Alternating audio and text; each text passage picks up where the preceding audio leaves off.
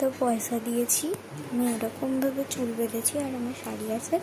So আমি makeup আর্টিস্টকে বলেছি সুন্দর মেকআপ করিয়ে দিতে হবে। তো এই শাড়িটা আমি ফুল দেখাবো না, যেহেতু আমি কোনো প্রমোশনের টাকা পাইনি।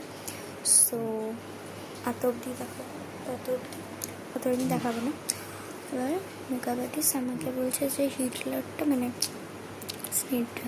কোল্ডার যেটা হয় ওটা নাকি খারাপ হয়ে গেছে, তাই আমাকে এইভাবে থাকতে হবে। আচ্ছা থেকে নেবো, কখন হয়ে গেছে জানি না কখন খুলবে। মেকআপটা দেখিয়ে তোমাকে বলছি।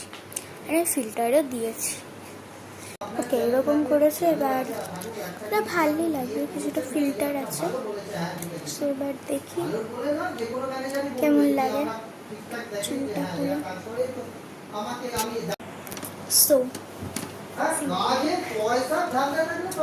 চুলটা দেখো খুব সুন্দর,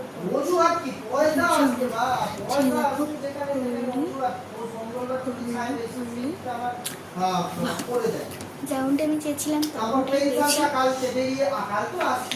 দেরি করো না, ঝটপট এবার আমি আরো কথা বলছি। এবার এক্সপ্রেস ক্রেডিটটা সকালবেলা আমার টাইম হলো সকাল 10টায় ঢোকা, 5টায় ঢোকালাম, 12টা বেজে গেল। যতক্ষণ আমার টাকা না ঢুকবে আমি বেরিয়ে চলে আসবো।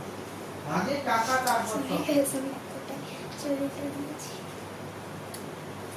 ব্লাউজ করিনি।